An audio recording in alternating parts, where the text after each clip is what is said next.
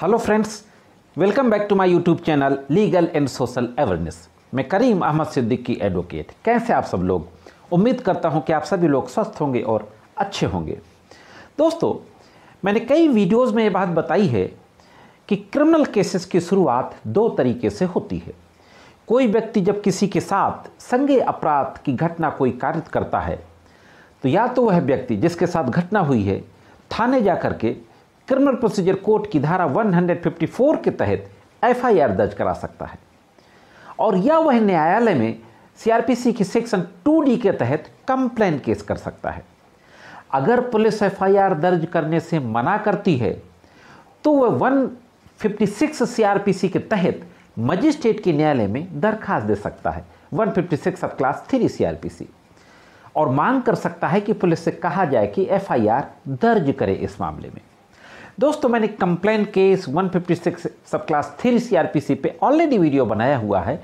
आप अगर डिटेल में देखना चाहते हैं तो उन वीडियोस का लिंक मैं आई बटन में दे दूंगा, आप डिटेल में देख सकते हैं। आज के इस वीडियो में बात करने जा रहा हूं, मेरे एक सब्सक्राइबर के द्वारा एक सवाल पूछा गया है कि किसी व्यक्ति के खिलाफ अगर कंप्लेन केस कोर्ट में दर्ज हो जाता है तो उसमें जमानत कब करानी चाहिए, और ये कैसे पता चलेगा कि हमारे खिलाफ कोई कंप्लेन केस दर्ज हुआ है। तो आज के इस वीडियो में इसी के बारे में बातचीत करने जा रहा हूं। बहुत महत्वपूर्ण जानकारी है, जुड़े रहे आखिरी तक। देखते हैं कि इस संबंध में संपूर्ण कानूनी जानकारी क्या है। दोस्तों, वैसे मैंने कंप्लेन केस के पूरे प्रोसेस के बारे में वीडियो बनाया था, जैसे मैंने भी बताया, आई बटन में उसका लिंक है, देख सकते हैं। लेकिन यहां पर मैं आपको ब्रीफ कर दूं। जब कोई व्यक्ति कोर्ट जाता है और सेक्शन 2D सीआरपीसी के तहत जब कंप्लेन दाखिल करता है, जिनको परवाद केस बोलते हैं, तो सबसे पहले वो कोर्ट में कंप्लेन दाखिल करेगा। कंप्लेन मीन्स एक शिकायत कोर्ट में दर्ज करेगा, जिस तरीके से थाने में देते हैं, और मजिस्ट्रेट सेक्शन 191A सीआरपीसी के तहत उस कंप्लेन पे कॉग्निजेंस लेगा, और कॉग्निजेंस लेने के बाद सबसे पहले उस व्यक्ति के जिसने कंप्लेन दाखिल की है बयान दर्ज होते हैं सेक्शन 200 सीआरपीसी के तहत। इसके बाद अगर उस घटना में कोई विटनेसेस हैं तो उन विटनेसेस के स्टेटमेंट दर्ज होते हैं सेक्शन 202 सीआरपीसी के तहत। ये सारे बयान दर्ज होने के बाद मजिस्ट्रेट के समक्ष आर्गुमेंट होता है, तलबी पे बहस होती है। मैंने बहस तलबी पे भी एक वीडियो बनाया था, उसका भी लिंक आई बटन में दे दूंगा, आप डिटेल में देख सकते हैं। बहस तलबी के बाद अगर मजिस्ट्रेट को लगता है कि प्राइमा फेसाई अपराध बनता है तो मजिस्ट्रेट जिन व्यक्तियों के खिलाफ अपराध बनता पाएगा, जिन धाराओं में पाएगा, उन धाराओं में उन व्यक्तियों को तलब करने का आदेश पारित कर देगा। अब मजिस्ट्रेट के द्वारा तलबी आदेश पारित करने के बाद जिन व्यक्तियों को तलब किया गया है उन व्यक्तियों को सम्मन जारी किया जाएगा। सम्मन जारी होगा, सम्मन 1 तारीख, 2 तारीख, 3 तारीख सम्मन जब रिसीव हो जाएगा, या लगेगा कोर्ट को कि जानबूझकर डेलिबरेटली रिसीव नहीं कर रहे हैं, डिले कर रहे हैं, तो फिर कोर्ट BW यानी बेलेबल वारंट जारी करेगी। 1 बार, 2 बार, 3 बार बेलेबल वारंट भेजा जाएगा। बेलेबल वारंट रिसीव का आ जाएगा या नहीं रिसीव होगा और कोर्ट को लगेगा कि जानबूझ के टॉल रहे हैं, तो BW के बाद NBW जारी करेगी। NBW में भी आरोपी व्यक्ति हाजिर नहीं होंगे तो फिर 82 सीआरपीसी यानी कुर्की की नोटिस, फिर उसके कुछ समय बाद 83 सीआरपीसी प्रॉपर्टी को कुर्की कर लेगी। इस तरीके से प्रोसेस चलता रहता है।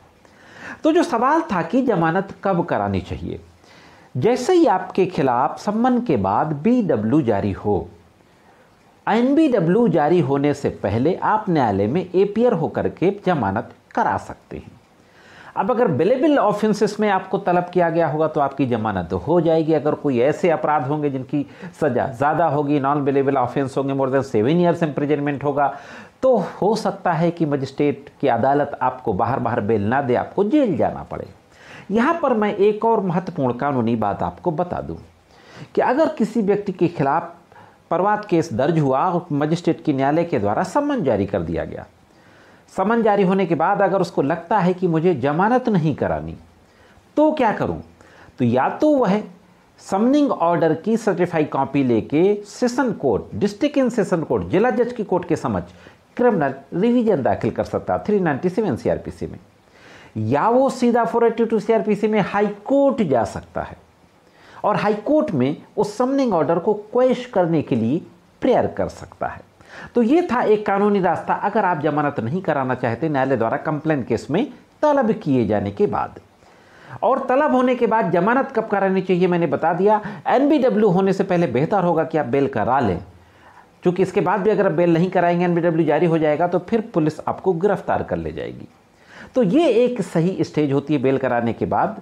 वैसे तो आप बीडब्ल्यू से पहले भी करा सकते हैं, लेकिन बीडब्ल्यू से पहले ना कराएं तो बीडब्ल्यू जारी होने के बाद तो तुरंत बेल करा लें। तो यह थी दोस्तों संबंध में एक छोटी सी महत्वपूर्ण जानकारी। ये जानकारी कैसे लगी कमेंट्स करके जरूर बताएं। आज के इस वीडियो में सिर्फ इतना ही। मिलते हैं किसी अन्य वीडियो में कानून की कुछ अन्य जानकारियों के साथ। तब तक कानून की महत्वपूर्ण जानकारी के लिए देखते रहें लीगल एंड सोशल अवेयरनेस।